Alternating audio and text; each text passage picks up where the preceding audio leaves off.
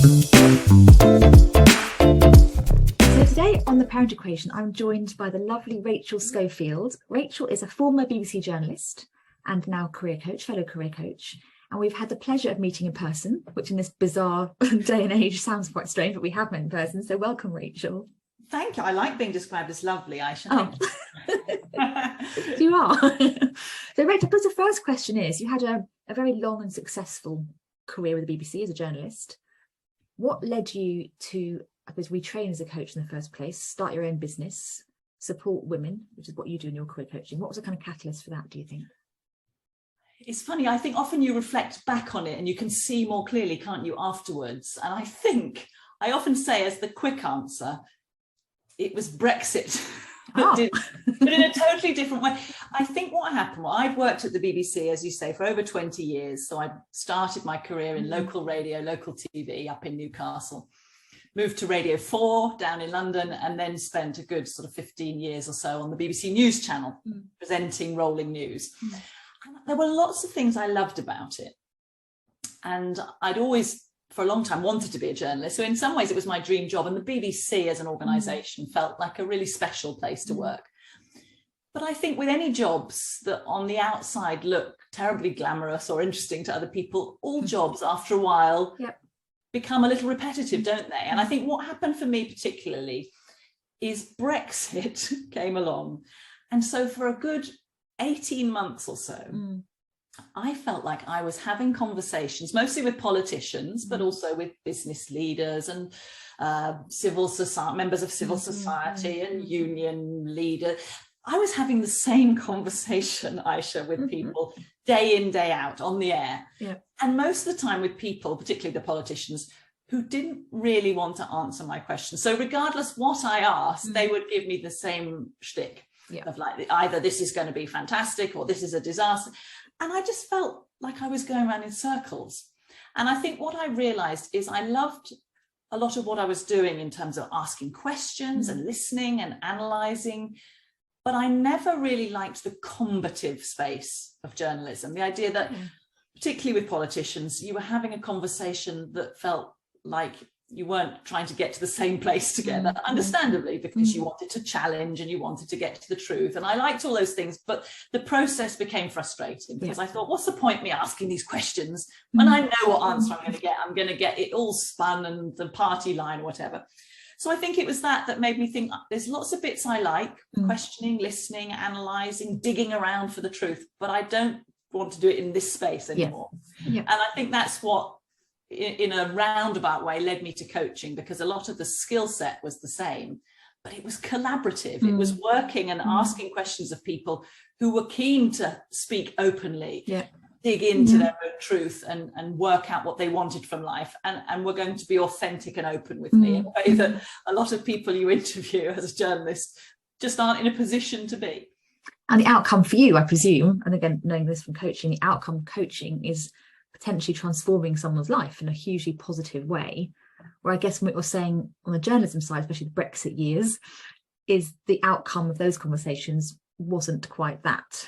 Yeah, a really good observation, absolutely, that you want to sort of see a direct result. I think in journalism, sometimes you feel like you're doing a good job asking the questions and raising important issues, but you know that in real terms, the power is elsewhere to affect any change, and that things are often very, very long term.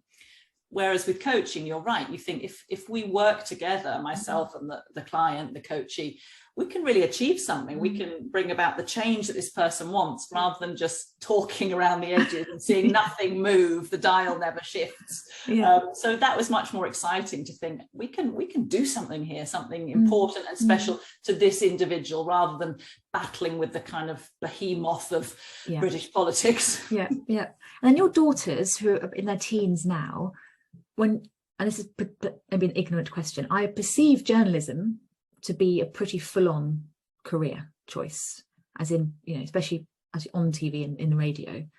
How did that work alongside having, I suppose, in those days, younger children? Yeah, that is a good question. I think it really depends where you are within the world of journalism. And So when you're a reporter, if you're sort of Chris Mason, the BBC's political editor, you are just, you know, the people who never sleep. I mean, Laura Kuenssberg, the former BBC editor, was described as the woman who never sleeps. You hear her on the Today programme, she's still going on the 10 o'clock news. I think probably it's what led me over time to make a shift. So I started as a reporter, where of course you start each day, you don't know quite what the story will be. When it's apparent what the big story of the day is, you're sent out, you don't know how long you're going to be out for. You might be required to do lives and then you're sent somewhere different to follow the story, and it's very unpredictable. And I think it's probably what led me, as well as based on my own skill set and what I enjoyed, to move into presenting. So what was actually joyful about being a presenter on the news channel is it's essentially shift work. Right. Okay. You know, you go in, you're on air at a certain time, you come off air at a certain time. Of course, there's some prep work before you go on, but you know that when you clock off, you know, unless something really has gone awry, you're going to finish, you can go home, and there's no take-home work either, which is a big contrast to a lot of jobs where you go home, there's still emails coming in and a report to write. So I was mindful of that, and I think part of the reason that through my career I moved into presenting and studio-based work rather than being on the road was as a result of becoming a mum. And at one point I thought, wouldn't it be exciting to be a foreign correspondent? And I think that's very doable, and there are some fantastic women out there, Lise Doucette, Orla Guerin, people like that who are doing that, but I think that is more challenging to balance the family. It seems to be from outside, you know, looking from the outside in, it appears that they're always on telly. Yes. Day in, day out, night and day. And the birth, of course, the 24-hour news cycle. Back in the day, it was, you know, you go out, you gather all of the news you need to create a masterpiece for the 6 o'clock news and the 10 o'clock news. Of course, now you're doing that alongside where I worked, the BBC News Channel ringing you and saying, right, we need you on air for a quick hit at the top of the 2 o'clock news, and can you then come back at 3:30? And, you know, it's constant. Which is exciting because you get to follow an evolving story, but of course it's really intense. I can imagine. And with that reporter sort of reporting in mind rather than journalism broadly, I was, as you know, at the House of Commons yesterday chairing a panel discussion, and there's a very valid question from someone in the NHS who said things like remote working from home, hybrid flexibility, etc., is all very well if you are in an office kind of environment and you can work from home with a screen. If you're a standing up job, I think they might have used better wording than that, a standing up job like nurse, retail worker, I mean, millions, anything custom facing in the public, train driver, you know, you can't work from home. It's not a job that can be done from home. Same for reporting. You need to go report from wherever the event is taking place, not from behind your desk. So how does that work? Again, it was about childcare, we were talking specifically around childcare. How does that work when you are out on the road and you've got to go at the drop of a hat to wherever you have to go, and you've got kids at home, maybe sick kids, suddenly the nursery calls and says you need to come pick your child up? How does that work when you're in a job like reporting? I suspect, and as someone who's been out of that loop for a while, it probably doesn't.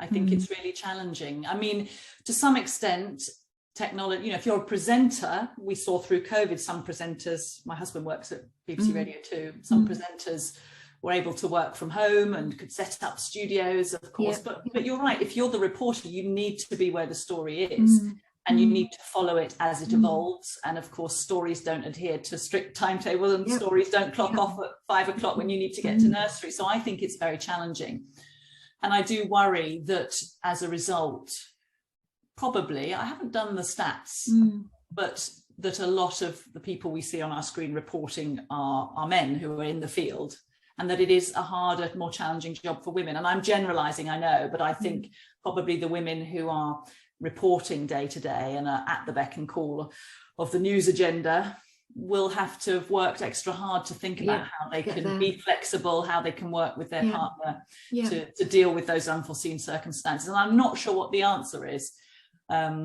Regardless of gender, I think there are certain professions which just, you know, juggling with a family is hard. And that's not to say people shouldn't do it, but I suspect as well, it would be interesting to look at this, that obviously there are people who are what we call airside, Yeah. So people who are out reporting, and there are presenters and there are producers, and producers are very much based in the newsroom, on the phone, and through COVID at the BBC, most of them were working from home. Right. Yeah.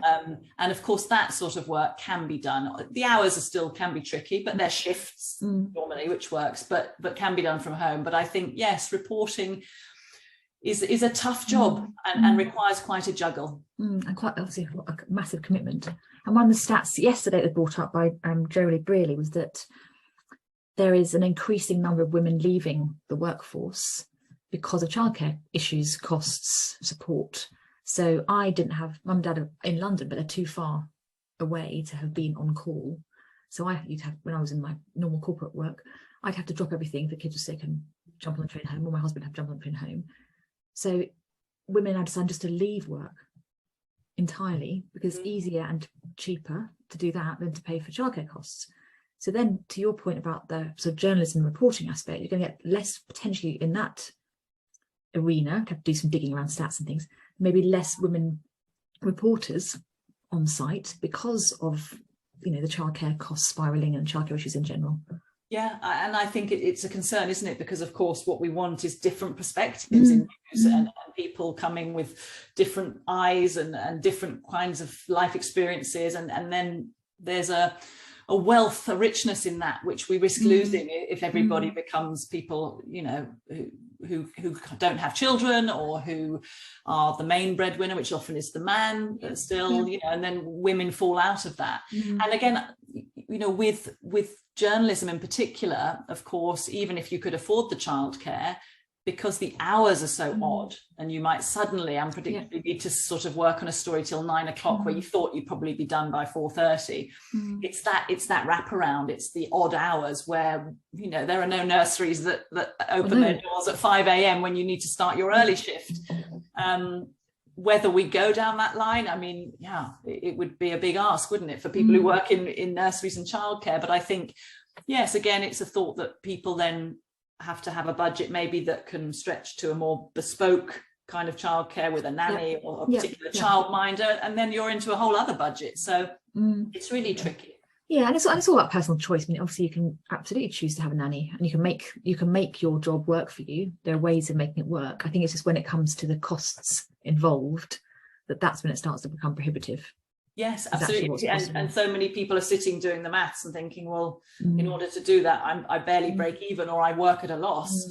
And some people obviously choose to do that because work is not just about money, is it? It's about fulfillment and identity and achievement and satisfaction. But it's a hard equation, as the parent equation is the title of your brilliant podcast. It's a hard one to sit and try and balance when X doesn't really equal Y. No, it doesn't. And you want, we need to be happy parents, happy, balanced, stable parents to produce happy, balanced, stable children. So it's vitally important that we look after ourselves and have something that works for us and the family, so that we can sort of pass that through the kids and the family sort of dynamics. Yes, and I think I work, the space that I coach in now is a lot with women returners, so mums who have stepped out of the workplace, and they, as you say, sometimes people feel forced to make that decision. Sometimes there's an element of choice. It's very personal. It depends on so many factors. But what I do see is a lot of the women, whether they've done that as a choice or whether that's been slightly imposed upon them because of their job, when they come to work with me as a career coach, they've spent some time out of the formal workplace. And they feel very grateful that they've had time with their children, but they also feel perhaps a slight loss of self, and that they have given up something that gave them that enjoyment and that extra dimension to their life, and a chance to really live out the fullness of who they are and express that professionally as well as a parent. And I think people often struggle when they end up in that space because they feel slightly lesser. And that they've missed out on something. And it's really tricky, because they would probably never say they haven't loved the time with the children, and in many ways that's been a privilege. But it's a real challenge. And do you find with those women in particular, do you find that when they come back from whatever period of leave they've been on, it varies obviously, do they find it hard to go back into the career they had before because they have, maybe it's perception, but they feel like they've missed out on a period of time? Or do you get people actually changing their career, but like we did, because actually that feels like the best option all round? Yeah, really good question. I think the people who come and work with me generally are looking for something different. Okay. The motivation for that, I suspect, is contained in that sort of muddle in the middle that you expressed there, that some of them think, oh gosh, it's so long since I worked in PR or since I was a lawyer that I will struggle to get back in. Some of that, and of course, if they're thinking that, but they want to get back in, then my first question is always, well, let's look at the evidence for that. Is that something that you're thinking and that your mind chatter is giving you, or is that something that's proven? Yeah. And I think it is challenging. We've seen LinkedIn's now give you the option to put career break in your work history and things, but it is still scary for a lot of people to say, I've been out of formal work for 5, 10, 7, 11 years. So it makes people wobbly. And I think sometimes they think I can't get back in. Yep. But there are great returnship programs, and there are definitely ways to go about that. So I would never want someone to let that stop them. But actually, what I also see, as you alluded to, is women who are coming up for air, who are like, oh, my children are a bit bigger. This is a new chapter. And that newness is exciting to them as well. They think, well, maybe I don't want to go back into HR. Maybe I don't want to be an accountant or an IT specialist anymore. Maybe I can do something a bit different with my skills. And I guess what often shifts is people's values, isn't it? I think the career that they stepped into in their 20s was perhaps driven just by the A-levels they'd done or the degree they'd done or what their parents thought they ought to do. And suddenly when you get to reassess that in your 40s or 50s, you perhaps think, hang on, that's not what work is about for me now. It's about, impact, or it's about contribution or service or performer, all sorts of things that you want to explore with people. And that takes people down some interesting pathways, or they've developed an interest that they think, could I do something with this thing that really brings me alive that's a bit different to what I used to do? And that's a fun space to explore with people. It's that could I? Is this possible? Of course, anything's possible. As coaches are going to say anything is possible. But it's that excitement about, what could I make? This could be something amazing. This could be, it could be, and maybe it's going to be life-changing. And actually, to that point, I absolutely fell into my career. And you all know where this place is. I started after university, not knowing what I was going to do, stuffing envelopes at BSI at the end of Chiswick High Road. In the marketing department. Want to department. become a professional envelope stuffer? No, I did not. And it happened to be in the marketing department of BSI through one of the old school temp agencies we used to have on the high street. I don't know there anymore. So I was just in the whatever floor I was on of that big long building at the end of Chiswick High Road doing some admin.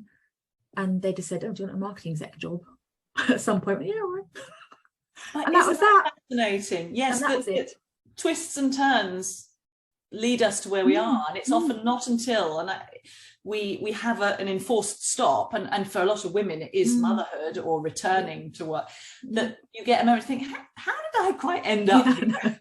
It was not deliberate. We always think we have a career path, but there are actually so many random things that occur that have led us to where we are, whether that's a teacher saying, oh, you're terribly good at maths, why don't you go and be an accountant? Or your parent going, well, you'll never really be an artist, dear, so you better go and do this instead. Or as you say, just a random encounter or someone saying, oh, you're good at this, come and join our department.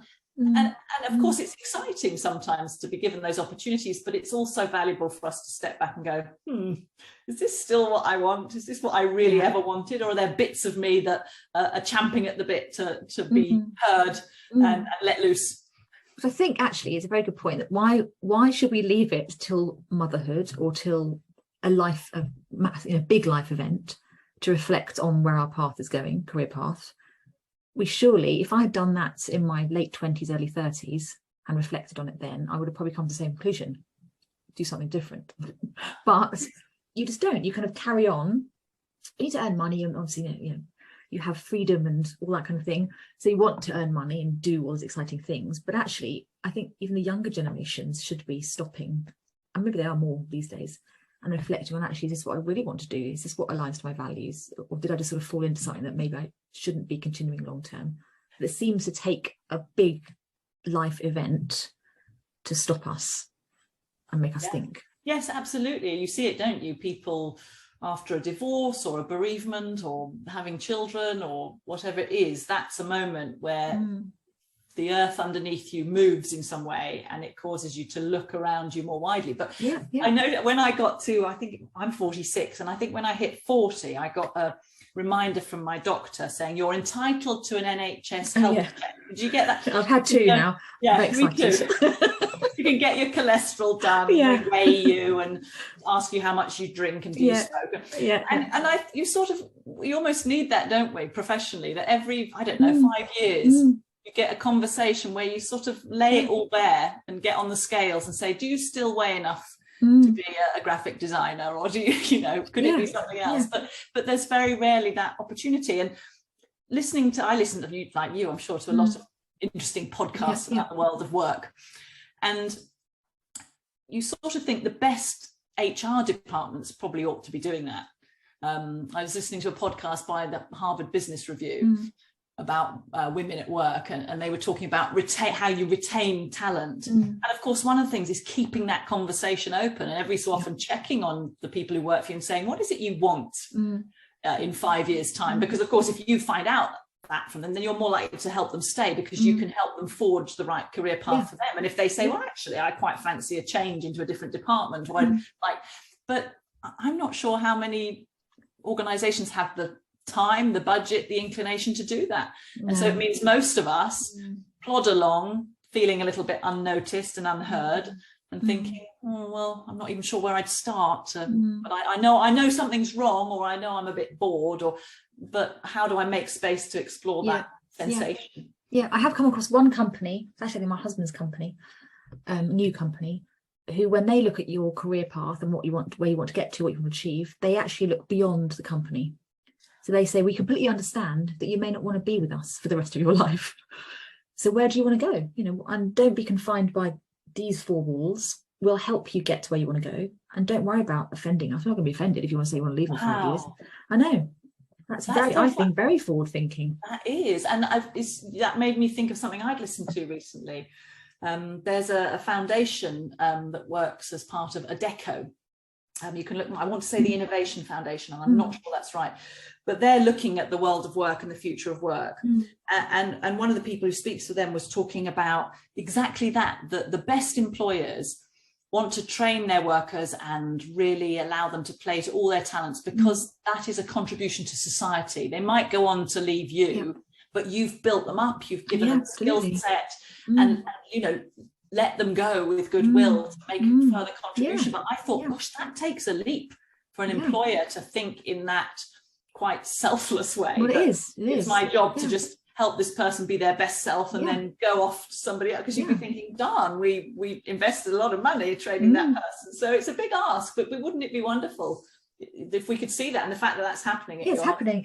And also they also support everybody and encourage everybody to do something extracurricular. So he's doing a master's, his second master's, with an academic, and they said that's absolutely great. And if you want to work 4 days a week so you can do your master's on the 5th day, then that's fine. Well, I'm not doing it yet. The enlightened thinking is great. And I guess, of course, people sometimes then come back round, don't they? There's a joke, I think, in the BBC that people obviously, and it's the same for everywhere, that in order to get higher up in the BBC, you probably need to go and do a spell at Sky News or ITN. But you probably might well come back round. So it cuts the same way in lots of organisations. And if you leave on good terms, if you leave because you've been developed and nurtured and you leave on good terms, then A, yes, you might come back round, but B, you will recommend that company to other people. So the brand, the brand profile of that company goes up. They start getting in good talent because good people are referring good people. So surely, again, with that enlightened, broad thinking, seeing a bit the bigger picture, I suppose, of what they could be doing, it's hopefully the beginning of many more companies doing it. So then back to your motherhood and parenting, etc., etc. So you've got older daughters. So I'm going to look at you for any advice, because my daughters are still younger, still vaguely manageable. When they, as they are now leaving school shortly and sort of going on their own path, do you think they're going to look back, or would you like them to look back at you and your long career and then your career change? Do you think that's going to influence the way where they go, the direction they take? What a lovely question. Yeah, I hope within what they've seen with myself and their dad, my husband, yeah, they will have a sense of possibility, I would hope. My husband loves his job and always has done. As I say, he's at the BBC. And that's a great thing to see someone who thrives, even though he works silly, you know, he's up at 4:30 every morning to do an early show in the mornings. So that's somebody who's loving their job, which is exciting. And I hope that, as I've got daughters, so that what they see with me is that we can have careers that move with us. And you know, that's not to say it's easy, but I hope that they will see that you don't have to be on that linear path anymore, that you can start in one place and you can move and you can adapt what you want to do. And I think increasingly that's their expectation, that generation, isn't it? That there's not a pathway that one has to walk on and that you're wedded to it forever, having made a decision at the age of 18. That we can detour, that there are creative opportunities to go and work in different ways and then take another diversion. And that, whereas in our generation growing up, that would sort of be frowned on, wouldn't it? The sort of, you're a bit flaky. What do you want to do? Hang on, I thought you were a teacher. Why do you now want to be a web designer? Whereas now I think people are much more holistic about their career and see that it's about taking their skills in all sorts of directions, and that they can be playful with that. I hope that's what I would like them to see, and what I try and communicate to them through my work as a career coach, that you're not a job, you're just a person with a set of interests and strengths and skills and desires, and how you package that and keep repackaging that is hopefully very much up for grabs, and you can evolve the whole time. You don't get stuck in one job, which ends up with a sort of carriage clock and a handshake. Oh, might be inspired to have one of those carriage clocks. Very, very vintage, trendy thing to have now on your mantelpiece. Yes, I would quite like a sort of cut glass decanter. I don't know what you're meant to put in decanters, but yeah, we're missing out, Aisha. I know we are. And then presumably your kids, well, not presumably, is university still a thing? As in, because obviously now there are so many options, there are vocational options, there are apprenticeships, there is, again, maybe more choice than maybe we had when we left school. Is that something that feels like there's more choice there, or is there still quite a linear direction potentially? That's a great question. I like to think, and I'm based only on sort of fairly limited experience, thinking of our own two girls, that there are more pathways. So our oldest, who's about to leave school, she's going to read English at university. She loves that. She's a great learner and it fills her with excitement. So she's going the traditional path, if you look at it that way. And that's great. And that's there for her in the same way that it always was. Our 15-year-old daughter is entrepreneurial, doesn't love school. She's smart, but she's keen to go and plough her own furrow.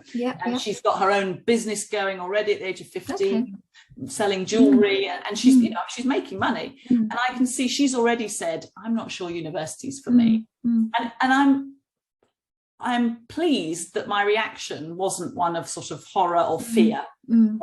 I've never thought, as she said that, she may change her mind, but we've tried to be very open and think, do you know, I think looking at that shift towards careers that move around, that idea that there's one way of doing it is diminishing. Perhaps not in some, obviously if you want to go into professional services like law or medicine, there are pathways. But I think, and I hope very, very firmly, that for people who don't want to be in that cookie cutter model, that actually the rise of technology and so on means that there are so many paths that you can set up on your own very easily, and you can do something different which doesn't need a particular piece of paper in order to make you credible. I think being out there and getting stuck in and creative and entrepreneurial can be a totally different pathway, and I hope one that is still impressive to people, not because but still gets you where you want to be. Let's hope so. Yeah, well, it's exciting. It sounds exciting for her. I mean, the potential of what she could create when she eventually leaves school with her business. It's interesting, actually, because this week's podcast episode that went out yesterday was an American guy who left his corporate career 20, 30 year corporate career, set up his own company about being financially independent. And so he's very financially savvy and financially motivated to help his kids understand the value of money. And they're young, they're my age kids, they're younger, understand the value of money from a very young age. And he said, to your point with your daughter, his kids have their own businesses, age 10. Wow. Which my 12-year-old daughter is now trying to create her art. She's an amazing artist. And she's got her Etsy shop that she's trying to sell her artwork on. And, you know, it might be a few pounds here and there. It's not about making tons of money, but it's about having that entrepreneurial spirit, about understanding how business works generally, which can only help with anything you do, I imagine, the value of money, but about margins and accounting and marketing and all these kind of things. So do you think can you see that in your daughter coming out, that kind of awareness, business awareness? Absolutely. I mean, I think what she's been able to learn almost just by getting stuck in and doing it, just as you said with your daughter, is immense. That she's had to get her website up and going. She's had to work out how to do marketing and branding on social media, and how to build an audience and have an email list and send marketing emails and take photographs, create content, design a brand identity. And what just struck me as you were talking there is this idea that perhaps the shift we're seeing, my husband always says this, is that whereas in our day, I keep saying that as if I'm... I know, we sound really old. Back in the day, you know, a job was something someone gave you. So you went looking and thought, who's got a job I can have? And what I think we're seeing with your daughter and the financial entrepreneur and our daughter is that young people now see that jobs are something they can create, that they can go and think, what do I want to do? How can I make that happen? And I'm not saying it's easy, but that actually there's so much you can do off your own back. There's so much you can learn and teach yourself to get you started, that it's not that you have to necessarily go through a set of linear steps, as somebody says, right, let me show you and let me make this happen for you. You can think, what do I want to make happen? Where do I go to do that? And it's perhaps scary in a way, because there's that, you know, I suppose the flip side of that is sort of the gig economy. You're on your own, you've got to kind of do your, and of course in certain sectors that's tough, because there's not that level of support and you're not looked after properly as an employee. But when it works, that freedom to go and create your own work, absolutely, the rise of the portfolio career and the multi-hyphenate, as we call them, I think is something exciting, provided that we're making sure we're not cutting people loose when they need support and they need proper rights, parental rights and leave and things like that. I guess it's finding that balance. That is the balance, isn't it? I think that is the thing. Is that, well, my first thing that struck me while we were talking is the olden days, when we used to live in the olden days. We didn't have Google at university. In fact, I don't think I had a computer. I had a Brother word processor with that little green screen. Yes, tiny script. Yeah, it's tiny little green bar to do all of my dissertations and things on. Ridiculous. So we had no information apart from encyclopedias and, you know, whatever. Whereas nowadays, if you want to create something, you want to start your business, you want to learn how to do X, Y, and Z, you just go online and it's all there. You know, it's literally all there. So we just didn't have the access to the information and the knowledge to, I suppose, build all that up in those olden days. Which my daughter, youngest daughter, did ask me the other day, but she loves horrible histories. Mummy, did you live in the olden days? I said, well, for you, it probably must be like oh yeah, we get all the jokes in our house about, you know, what kind of dinosaur lived next door to you. I love kids. But to your point on the parental support, as a self-employed business person, again, as we now both are, and having sort of left corporate stability, if you like, there is potentially very little support, actually. And we don't get the benefits of a lot of the sort of, I suppose, corporate support and medical insurance and all the things that can come with a job. We then have to find that all ourselves, fund it all ourselves. If our kids are sick, then no one else does the work. It's all those kind of things. So I think you're absolutely right. I was creating some new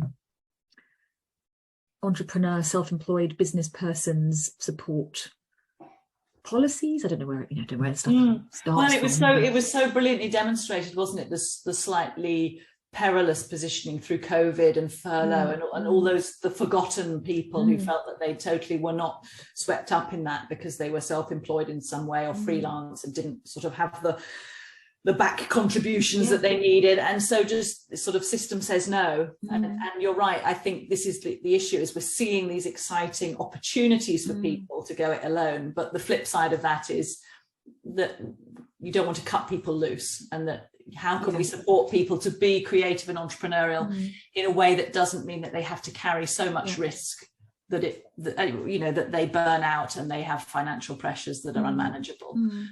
It's a big question, but one that yes, as we're seeing that change in the way we work, how do we provide people with the support that they need to go with it and allow them to generate wealth that the very most successful entrepreneurs do. But the reality is that a lot of people who go out on their own are full of passion and enthusiasm, but it's bloody hard work. And if something out of left field floors you, somebody gets poorly, or you need to spend time with your children, then it seems brutal that suddenly you're on your own. Or you decide that it's not going to work. Now, I've had those moments in the past few years of maybe I should just not bother with all this and go back to marketing because I know what I was doing there and it's stable. But then you stifle people's creativity. Then you stifle that passion that you just mentioned. Someone wants to build something exciting and new and creative, but then because of all of the sort of constraints, they think, well, sod this. I'm just going back to what I knew. It's simpler to go back, and perhaps that's why we see the rise of people who do sort of 3 or 4 days in a job where they work as an employee, and then the so-called side hustle. Perhaps that's what we're seeing emerging, isn't it? That people want to give it a go, but they need to at least feel their way first and think, is this sustainable? Can I make it work? So you keep a foot in both camps. But you're right that sometimes then you end up with people working employed in an organization where they're not really happy, but they feel they don't have a choice. Which is why actually back to the point about enlightened companies. If a company is enlightened, then actually perhaps giving that employee a day a week where they are pursuing a different, not necessarily academically, but pursuing a different side hustle or passion, or trying to bring something out that maybe would normally be hidden away, sounds like then that's the way forward. For employers to support their employees to start to open doors for them, which aren't the obvious sort of corporate doors, I suppose. Yeah, and we've seen, haven't we? We've seen those experiments happening with the 4-day week. Not that the extra day is necessarily meant to be used for you developing something else. For some people, it's precious time with family. It's just time for caring responsibility, or just time for themselves to have something a little bit more balanced in their life. But that does provide an opportunity for people to create some space where they can be creative and explore other ideas. But it's that case again that employers, they're either forced through legislation, or they hopefully more become enlightened to see that is precious and valuable to them to allow, in inverted commas, their staff to work in that way. And that requires probably a slower shift and a deeper shift that perhaps, with all its challenges, COVID and remote working and all the changes to the way we work will bring about. But clearly there's still a big tussle going on. I follow the work of Anna Whitehouse, sure you do too, Mother Pucker, who does brilliant stuff on flex appeal and flexible working to give people the chance to use their time in a way that works for them and works for their employer. But it's a struggle, and watching her campaign, you see she's hitting a lot of barriers and resistance from some quarters. So we're on an interesting pathway, but I fear it will all take time. It will definitely take time. I think as long as we, again, something I mentioned yesterday in this debate, as long as we all, I suppose, have a unified voice and don't just leave it, don't just hope that government will sort it out, but actually employers, friends, families, parents, keep this conversation going. Keep supporting people like Anna Whitehouse and Jolie and all these other amazing people doing what's Elliot, all these people doing this amazing work, but keep being part of that conversation. Then all I can hope is that unification will drive the change, as long as we all speak up together. Yeah, and I haven't got time to open this debate, but it was making me think. And one of the important things in that process is to have women's voices, in senior positions and new perspectives, and people, other sort of diverse views, and older people, and that is a whole other can of worms, isn't it? Sort of getting women into senior leadership and the C-suite, and making sure that we're hearing from everybody who's invested in this and has a different perspective to the traditional one of white old men. I don't want to be dismissive. I've got a lovely dad, but, who've dominated the debate, and of course have lived a certain way that they see work in one way, and actually there are lots of different perspectives. There are, yes, that perspective is so interesting. So thank you so much, Rachel. It's been a really fascinating conversation. Where's the best place to find you for career coaching or for a different perspective? Where can people find you? It's been great fun. I feel we've roamed far and wide. I've had a chance to, sound off. Yes, so my website for career coaching, and I work predominantly with women, either returners or career changers, but also people who are looking to step up into leadership positions or make a change. So I'm rachelschofield.co.uk is my website. I'm on Instagram with the handle @rework your life. Okay. Rework your life. And I'm on LinkedIn, Rachel Schofield. You can find me there as well. Great. And what's your daughter's jewellery brand? Let's give that a little plug as well. So thank you. How lovely. Yes, she's Anna Vine Jewellery. She's on TikTok. Jewelry. Okay. My married name is Vine, Vine. So she's on TikTok. She's on Instagram as well. Oh, TikTok, that scares me. I have no idea what's. Oh, I know. Gosh, that's on my list of things to try and understand, but it blows my mind. No, I'm still struggling Instagram, alone TikTok. One thing at a time. As we say, dinosaurs. We'll get there. Yeah, we'll get there eventually. There's no rush. Thank you so much, Rachel. Have a lovely rest of the day, and I'll speak to you very soon. Thanks very much for having me. Thanks.